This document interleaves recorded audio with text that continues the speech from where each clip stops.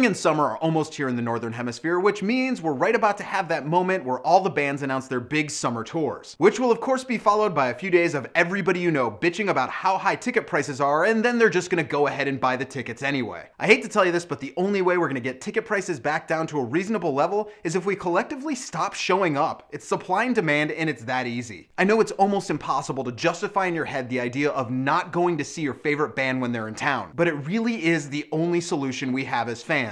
A long time ago, I broke down the entire ticketing system and where the ticket prices come from and why they get so high. So if you haven't seen that video, go check it out right here and then come back to this video. For those of you who have already seen it, or for those of you who are feeling excessively lazy today, let me give you the short version. The short version is the entire concert industry has created this circle of blame when it comes to high ticket prices. The bands blame the venues for high prices there, they blame high production costs, they blame the high price of gas. Then the venue goes ahead and blames the band for setting the initial price way too high, then they cite their own production costs and staffing costs. And then Ticketmaster and Live Nation go ahead and charge an insane amount of money for doing pretty much nothing, but they're douchebags and that's gonna happen. Like I said in the other video, a majority of the problem with high ticket prices actually falls onto the band and their management. Though they don't want to admit it, we see every single year certain bands and certain artists breaking from the trend and doing an entire tour at lower prices and still making a killing when all's said and done. I mean, really think about it. Last time out, Bruce Springsteen was charging more than $100 for the worst seats in the house in some venues. I mean, I know Bruce is a new artist, he hasn't been around very long, he doesn't have much money, and I guess he needs a couple more mansions. Or you've got bands like Fish who made their lives from touring charging upwards of $60 a head. And sadly enough, a $50 ticket price has pretty much become acceptable. Yeah, if you're in a bigger city, you can easily find great shows at lower prices, but the rest of the universe continues to get bent over every single time they just want to see their favorite band live. Sadly though, I'll say it again, the only way that we can combat this is to stop going to shows. Stop buying the tickets for those prices. Don't buy into that collective greed of the concert industry anymore. Honestly, in a lot of ways, it all comes down to a conversation I was honored to have with the great Victor Wooten a few years back after a Flecktones show. When we were done chatting, I was walking away and he said, "Hey, thank you, man." I turned around and I said, "Thanks for what?" He said to me, "If you don't show up, I don't have a job." As far as I'm concerned, it's time that all of us get together and remind the music industry of that singular truth.